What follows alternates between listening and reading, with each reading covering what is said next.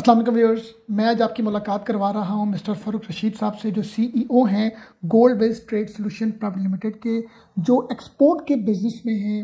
बड़े अरसे से पाकिस्तान से फ्रूट्स एक्सपोर्ट करते हैं जीसीसी में और भी डिफरेंट मार्केट्स में, और उसके साथ वेजिटेबल्स में भी ये डील करते हैं। आज का हमारा सेशन सर आपके साथ है फ्रूट्स के ऊपर। स्पेसिफिकली आपने हमें ये बताना है, अगर हम बात करते हैं मैंगोज़ की, तो वो कितनी तरह के हैं मैंगो जो बाहर एक्सपोर्ट होते हैं और किन किन मुल्कों में एक्सपोर्ट होते हैं। अच्छा, हमारी सबसे जो सी फ्रूट में सबसे बेहतरीन जो परफॉर्मेंस है वो मैंगो की है। अच्छा, मैंगो जो है मैं मेन वैरायटीज़ की मैं जिक्र कर देता हूँ। सिंदड़ी सिंध से, सिंदड़ी पंजाब से, चौंसा की भी 2 से 3 किस्में होती हैं जो एक्सपोर्ट हो रही होती हैं। अनमोल बड़ा रेयर होता है और उसमें थोड़ी सी टेक्निकल इश्यूज ज़्यादा हैं। तो ये 3 हमारी एजेंसी है। कहाँ कहाँ एक्सपोर्ट हो रहा है? मिडिल ईस्ट के हर कंट्री में जाता है। अच्छा, दूसरा यूरोपियन कंट्रीज में यूके जाता है। राइट। और वैसे वेस्टर्न कंट्रीज या दूसरे अगर इसके अलावा आप हैरान होंगे कि ऑस्ट्रेलिया तक पाकिस्तान का मैंगो जाता है। और सबसे ज़्यादा जो सख्त स्टैंडर्ड्स हैं ऑस्ट्रेलिया और जापान, यानी जिसने मैंगो की एक्सपोर्ट ऑस्ट्रेलिया या जापान कर ली या जो करता है तो वो मास्टर है इस काम का। आप सर हमें स्टेप्स बताएं कि जब आप फ्रूट्स के स्पेसिफिकली मैंगो की एक्सपोर्ट की बात करते हैं तो इसका फर्स्ट स्टेप क्या होगा, फिर नेक्स्ट क्या होगा, वो जरा एक्सप्लेन कीजिएगा वन बाय वन। अच्छा, पहला स्टेप तो ये है कि जी जो इसकी प्लकिंग है, जब दरख्तों से इसकी तोड़ना है, पहला स्टेप अगर आपने एक्सपोर्ट के लिए करना है तो उसके लिए कुछ स्पेशल केयर्स आपने करनी है। मसलन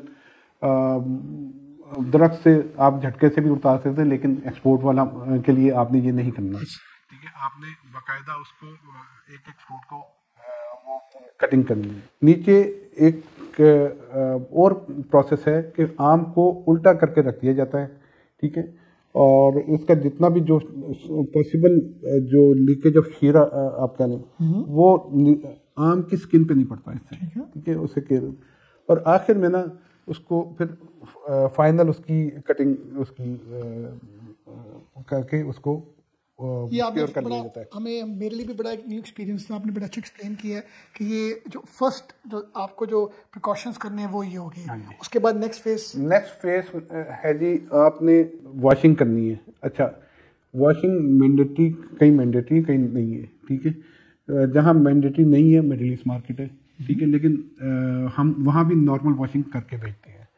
अच्छा, जहाँ मैंडेटरी है वो है यूरोपियन मार्केट, वहाँ हॉट वाटर ट्रीटमेंट रिक्वायर्ड है। हॉट वाटर ट्रीटमेंट एक ख़ास तरीके से इसको ट्रीटमेंट दी जाती है पानी में, ख़ास टेम्परेचर में, ताकि इसमें जो इसकी स्किन पे जो जर्म्स हैं वो जर्म्स क्लीन का एक प्रोसेस है, तो वो उसको इसके लिए हमें जाना पड़ता है। ऐसे जो वाटर ट्रीटमेंट्स जो हैं कुछ लगे हुए हैं डिफरेंट सिटीज़ में, हमें अपने मैंगोज वहाँ पर लेके जाने पड़ते हैं। जी बिल्कुल, फार्म से आपने डिसेपिंग करवाई, वहाँ से आपने ये पूरी जो आपका फ्रूट है वो जाएगा प्लांट्स में। डेफिनेटली जो पैकेजिंग और प्रोसेसिंग ये किसी वेयर हाउस या प्लांट्स में ही नहीं है। तो अगर आपको हॉट वाटर ट्रीटमेंट की ज़रूरत पड़ी है तो यूरोप भेज रहे हैं, तो आप हॉट वाटर ट्रीटमेंट करवा के वहीं आपकी पैकेजिंग होके तो आपकी सीधा शिपमेंट बाई एयर या बाई सी जिस भी चैनल से जा रही है आप डिस्पैच हो जाती है। अब ये पैकेजिंग वगैरह भी वहीं पर होती है? पैकेजिंग वगैरह तो इनके पैकेजिंग के कुछ स्टैंडर्ड होते हैं एक्सपोर्ट से रिलेटेड, या आप क्या थोड़ा पैकेजिंग के स्टैंडर्ड्स ये कि कोरुगेटेड बॉक्स एक तो स्टैंडर्ड है। ठीक है, अच्छा, ये बॉक्स। अच्छा, इसमें साइजेस हो सकते हैं। ठीक है जी, ये लेट्स से कि जी ये 4 kg बॉक्स है, 3 kg बॉक्स, यूरोप में 1 kg बॉक्स, 2.5 kg बॉक्स, ये लंबी रेंज है। तो एज पर कस्टमर डिमांड आप उसकी पैकेजिंग कोरुगेटेड बॉक्स, प्लस उसमें एडिशन ये है कि जी अब हम उसको एक हर पीस पे या तो आप पेपर रैप कर लें। पेपर रैप पुराना तरीका हो गया, अब इसको नेट रैप, एक फोम जाली होती है, फोम नेट, तो वो चढ़ा के बेचते हैं।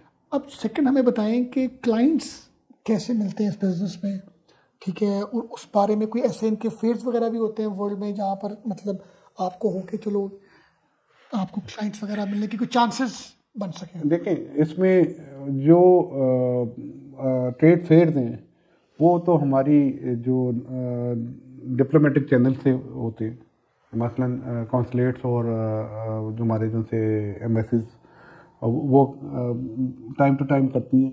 बट अगेन मैं कहूँगा कि जी हमें और ज़्यादा करने की ज़रूरत है। हमें मार्केटिंग के जो पुरानी चीज़ें हैं ना उनसे आगे निकल के हमें नए टूल्स अडॉप्ट करने हैं। पाकिस्तान का जो दूसरा मसला ये है कि जी पाकिस्तान कम्युनिटी बेस्ड एक्सपोर्ट्स या फ्रेश प्रोड्यूस में ज़्यादा करता है कि जी मैंगो वहाँ आपको जाता नज़र आएगा जहाँ पाकिस्तान में। क्या हमने उन मुल्क के लोगों के लिए अपनी प्रोड्यूस को डेवलप किया या मार्केट किया? तो मेरा जवाब है कि नहीं।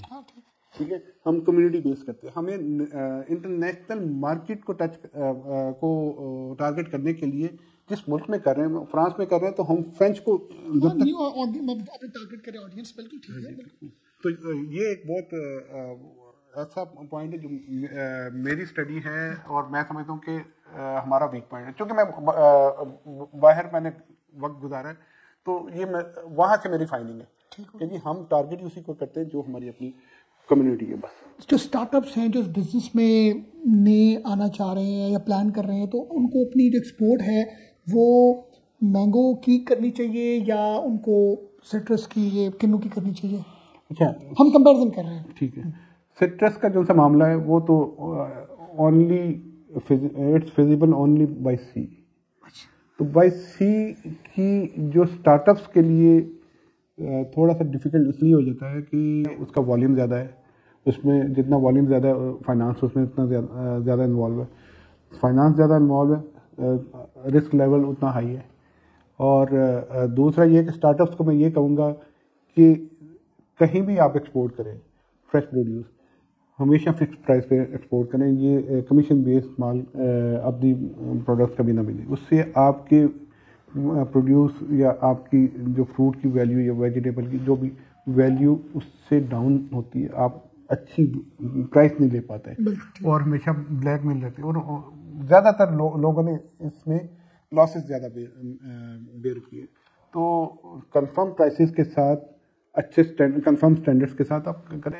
Thank you very much ji mister Farooq, आपने बड़ा हमें अच्छा गाइड किया और उन स्टार्टअप्स के लिए भी जो इस बिज़नेस में आना चाहते हैं किस तरीके से हम लोग इसको स्टार्ट करते हैं और किस तरीके से इसको मतलब एंड करते हैं। Thank you very much for your time ji. Viewers आपने हमें देखा, थैंक यू वेरी मच।